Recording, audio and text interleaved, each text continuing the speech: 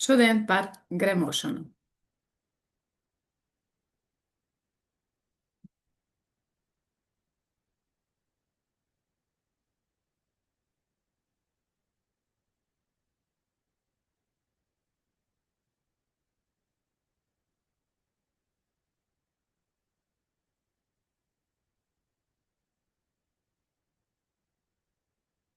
Tātad gremošanas sistēma,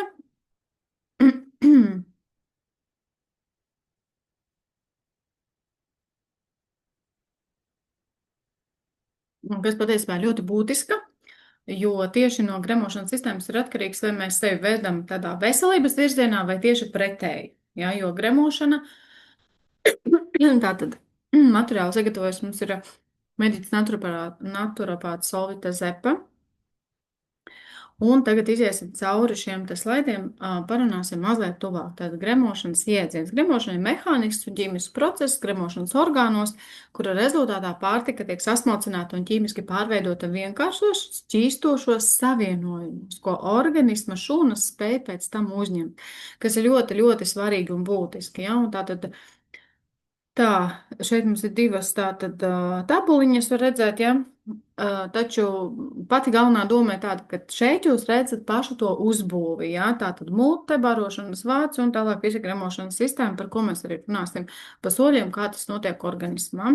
Un gremošanas procesā olbaltumvielas tiek sadalītas līdz aminoskābēm, tauki tiek sadalīti līdz taukskābēm un glicerīnam, ohidrāti tiek sadalīti līdz vienkāršiem cukuriem, lai organisms viņus varētu uzsūkt un pārstrādāt. Enerģijā paņemt sev to, kas ir vajadzīgs. Pirmā apstrāde ēdienas tātad tiek sakošļāts mutē. Siekalās esošie fermenti sāk oghidrātu šķelšanu, veidojas kumos, kas ir gatavs jau norīšanai un process, teiksim, jau turpinās. Bieži vien, ja siekalās nav pietiekami tie fermenti, kas atšķir parazītu oliņas, kas pēc dabas mums patiesībā ir iestrādāti, tad sanāk tā, ka cilvēka organismā ienāk parazītu oliņas biežāk, ja? Tā.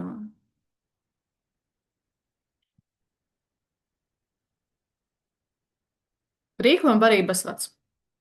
Norīšanas refleksā kumos nonāk barības vadā, un ar tādām peristaltiskām kustībām tas tiek virzīts tālāk uz kuņģi.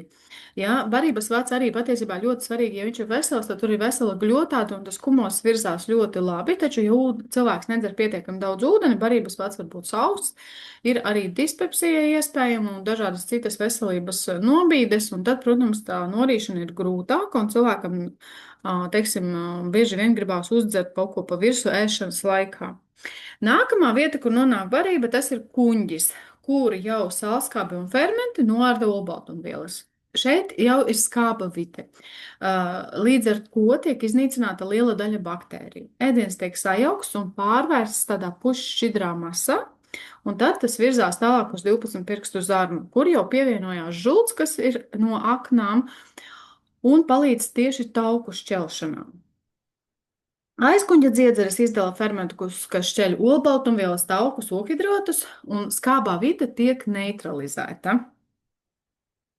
Žults pūslis savukārt ir ļoti svarīgs pūslis, kur uzkrājas žults un lipāzi aktivizē žultskābes tieši. Tās emulģē jeb lielo tauku tos pilienus pārvērš tādos mazos tauku pilieniņos, kas jau ir ūdenī šķīstoši savienojumi, un tātad ar taukskābēm, kas jau spēj pārvēršas par taukskābēm, kas jau spēj uzsukties organismā, būt noderīgas. Nākamais tātad ir tievās zarnas, kur notiek galvenā uzturvielu uzsūkšanās, aminoskābes, glikoza, taukskābes, vitamīnu un minerālvielas nonāk asinīs un limfā. Resnā zarna ir galvenais mikrofloras uzturētājs, tajā uzsūcas ūdens un minerāli. Galvenie uzdevumi ir uzsūkt ūdeni un minerālvielas, veidot un uzkrāt fēces, uzturēt zarnu mikrofloru un piedalīties imunitātē. Liela daļa imunšūnas atrodas tieši zarnās. Resnā zarna ietver arī aklo zarnu, augšupejošo zarnu, šķērsarnu, lejupejošo zarnu, S-veida zarnu un taisno zarnu.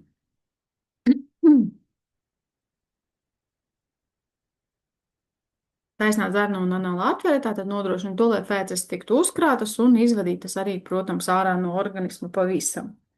Nu, te mēs apskatījām, kā tas viss darbojās, un šobrīd parunāsim par to, kur tad veidojas problēmas. Ja viena lieta ir tas, ka parazītu oliņus nonāk caur mutēm un caur muti un gremošanas sistēmā līdz ar to zarnās izšķiļās, taču ir vēl tādas lietas kā zarnu caurlaidības fenomens, ja, ko mūsdienās jau ir atklājuši un izpētījuši zinātnieki. Tā ir diezgan liela problēma mūsdienās, ar ko saskarās jau ļoti daudz cilvēku un arī bērni. Zinātniskajos pētījumos jau tiek lietots termins zarnu caurlaidības fenomens, kas apraksta stāvokli, kad zarnu epitēlijs tiek bojāts un asinīs nonāk vielas, kam nevajadzētu būt. Līdz ar to izsauc pastiprinātu imūnoreakciju, jā, tāpēc arī autoimūnās saslimšanas sākās un uzrādās arī antivielas analīzēs. Zarnu cilindrisko epitēliju saista tātad membrāna, kas šajā gadījumā sanāk, viņa ir bojāta. Līdz ar to asinsritē var nonākt ne tikai liela molekulāri savienojumi, bet arī baktērijas. Un līdz ar to tas var radīt dažādas iekaisuma procesus. Ja? Nu, kā tas izpaužās dzīvē? Nu, īstenībā simptomi ir ļoti daudzi, jā, teiksim, kremošanas sistēmai tā ir vēdera pūšanās, krampi, caureja, aizcietējumi, jutīgums pret noteiktiem ēdieniem. Piemēram, cilvēks pāēd glutēnu saturošus produktus kā maizi, tur makaronus vai cukuru, jā, un cilvēkam ir reakcija uz ādas pēc ēšanas. Vai arī, protams, tas var būt smaguma sajūta, diskomforts vēderā.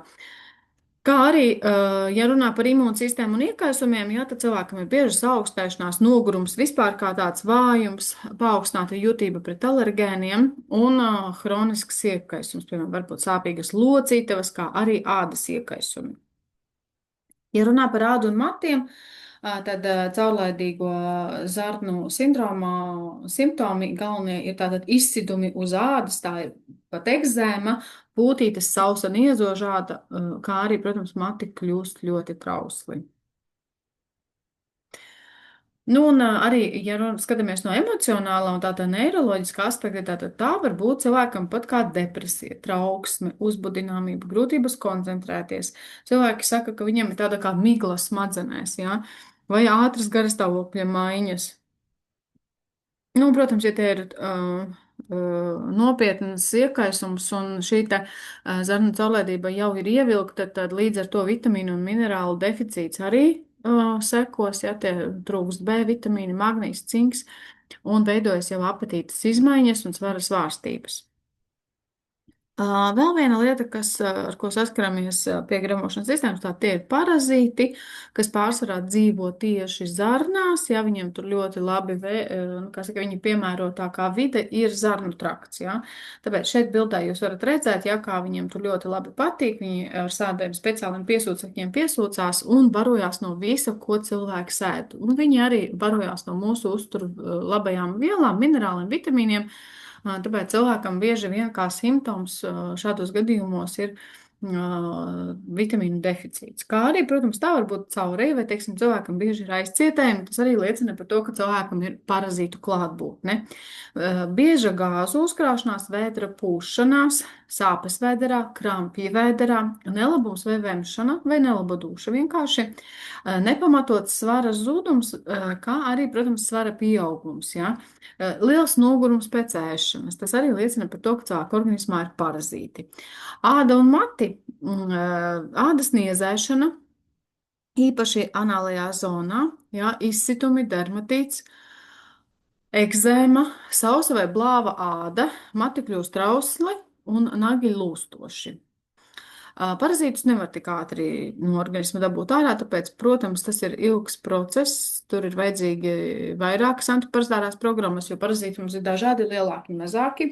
Tas ietekmē arī imūnsistēmu līdz ar to.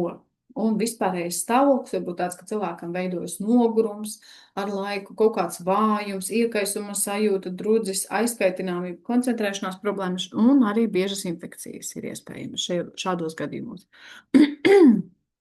Ļoti izteikti bieži vien ir dzelzs trūkums, tad, kad parazīti barojas ar asinīm, ja, tad ferritīns krītās, hemoglobīns krītās asins analīzēs, un tas ir jāsako līdzi un jāskatās. Protams, tā var būt arī bāla āda vitamīnu trūkums, B12, A vitamīna trūkums izteikti, ja, tad, kad plaisā lūpu kaktiņi, ja, arī jāpadomā par to, kad ir laiks iziet antiparsāro programmu, kā arī apetītes izmaiņas tās varētu būt.